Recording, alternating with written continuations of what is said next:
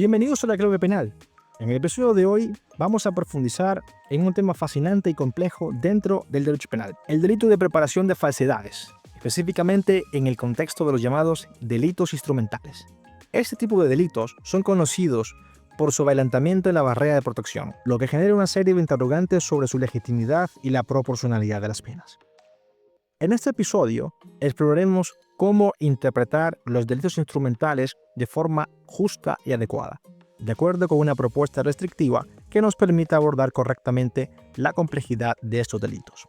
Hablaremos también de la interpretación del delito de preparación de falsedades y cómo los criterios restrictivos que propongo podrían resolver algunas de las tensiones que surgen entre la necesidad de protección del bien jurídico y el respeto a los derechos fundamentales de los individuos.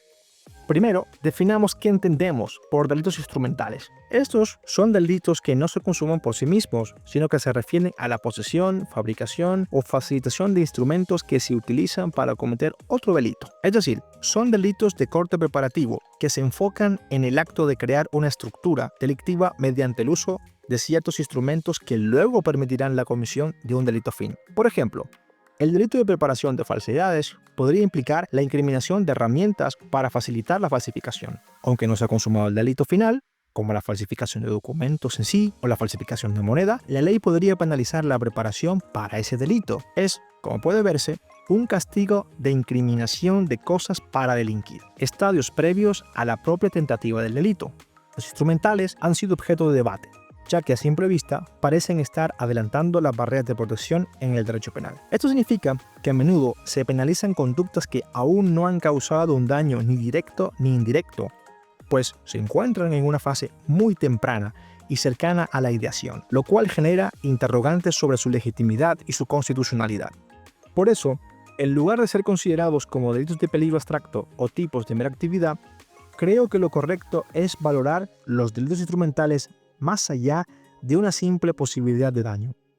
Debemos interpretarlos como un estado de peligro inminente, en el que el sujeto está involucrado de forma activa en la estructura delictiva, creando un riesgo real de que el delito final ocurra.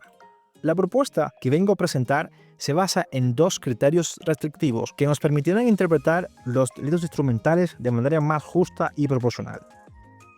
Vamos a aplicar estos criterios específicamente al delito de preparación de falsedades.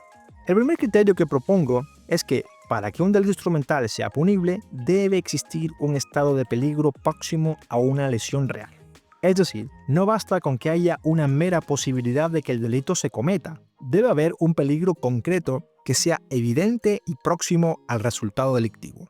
No podemos simplemente considerar que la preparación de un delito es suficiente para justificar una sanción. La creación de un estado favorecedor de la lesión implica que el sujeto ha reunido y dispuesto los instrumentos de tal manera que se aproxima de forma inequívoca a la comisión del delito final. Es el caso específico de la preparación de falsedades.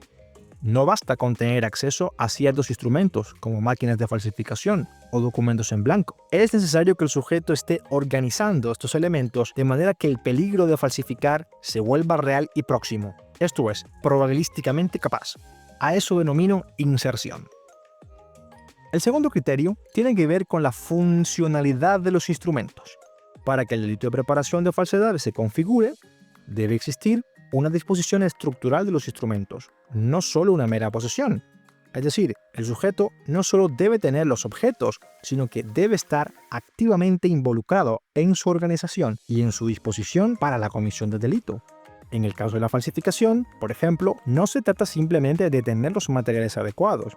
Lo importante es que el sujeto haya modificado la estructura de estos instrumentos, dándoles una funcionalidad delictiva propia. Esto significa que el sujeto ha creado, al menos en términos de posibilidad, un peligro real de que el delito final se consuma, como la falsificación de documentos con el objetivo de utilizarlos fraudulentamente. A esto último he dado en llamar funcionalidad por reconfiguración. La necesidad de estos criterios restrictivos radica en que, sin ellos, estaríamos ante un excesivo punitivo. Penalizar la mera posesión de instrumentos sin considerar la proximidad al daño o la funcionalidad delictiva de estos instrumentos sería un castigo desproporcionado que podría vulnerar los derechos fundamentales del individuo.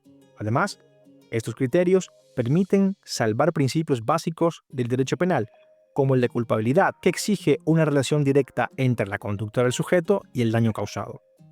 Si solo se penaliza la preparación sin que haya un riesgo cercano de lesión, se estaría imponiendo una sanción anticipada que no tiene justificación en la realidad de los hechos.